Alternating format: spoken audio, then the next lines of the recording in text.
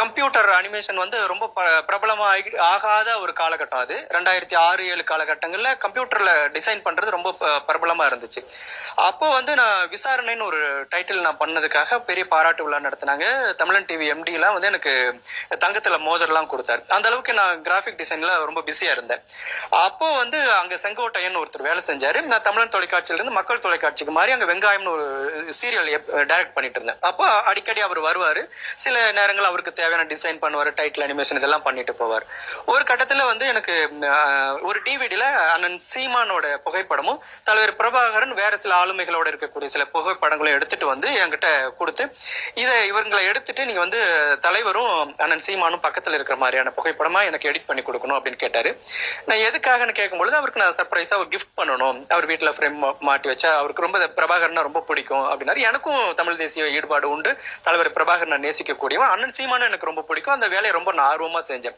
மற்ற வேலைகளை செய்யறதை விட ரொம்ப டீட்டெயிலா ரொம்ப ஆர்வமா செஞ்சு கொடுத்தேன். அப்போ வந்து கொஞ்ச நாள் கழிச்சு அந்த புகைப்படம் வந்து அது அவரை நேர்ல சந்திச்சதா அரசியலா இருக்கும். தமிழர்களுக்கு அரணா இருந்ததுன்னு பார்த்தா ஈழத்துல தலைவர் பிரபாகரன்னா தமிழகத்துல தந்தை பெரியார். சமூக நீதி சார்ந்து இன்னைக்கு வரைக்கும் சொல்றேன்.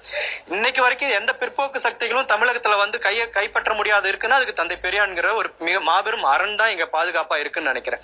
எப்படி அவர் ஈழத்துல பிரபாகரன்கிற பேரை டேமேஜ் பண்ணாரோ அதே மாதிரி இப்ப சில பிற்போக்குவாதிகளோட சேர்ந்துட்டு தந்தை பெரியாரையும் வந்து ரொம்ப இழிவுபடுத்தி தரக்குறைவான ஒரு நபரை சித்தரிக்கிறதுக்கு முயற்சி பண்றாரு. ஏற்கனவே அப்படியே விட்டுட்டேன்.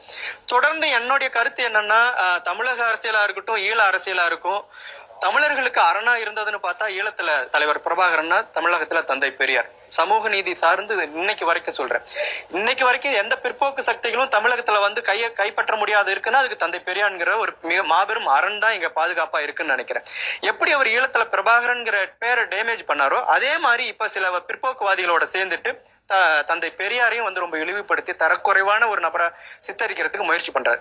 ஏற்கனவே பிரபாகரனை டேமேஜ் பண்ணி வெற்றி பெற்ற அவருக்கு வந்து தந்தை பெரியாரை வந்து இழிவுபடுத்தி வெற்றி பெறது ரொம்ப ஈஸியா இருக்குன்னு அதே ஃபார்முலா அவர் கையில் எடுக்கும் பொழுது இப்பவும் நம்ம அமைதியா இருக்கக்கூடாது. ஒரு தனிப்பட்ட நபருக்கு நன்மையோ தீமையோ நடக்குது அப்படிங்கும் போது கூட சரி நம்ம ஒரு டெக்னிக்கலா நமக்கு ஒரு எத்திக் இருக்கு, நம்ம யார்ட்டையும் சொல்லக்கூடாதுன்னு சொன்னாங்கன்னு அதனால சொல்லாம இருக்கணும்னு நினைச்சோம்.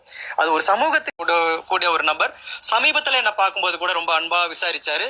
அப்படி இருக்கக்கூடிய நபர் தான்.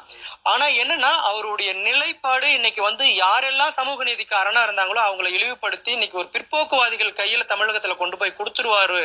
அவர் இப்பவும் அவரை பத்தின உண்மைகளை நம்ம வெளியில சொல்லாம இருந்தோம்னா அது வந்து நாம இந்த தமிழ் சமூகத்துக்கே செய்யக்கூடிய பெரிய தீங்கு அப்படின்னு நினைச்சதுனாலதான் நான் அதை வந்து இப்ப சொல்ல வந்தேன்.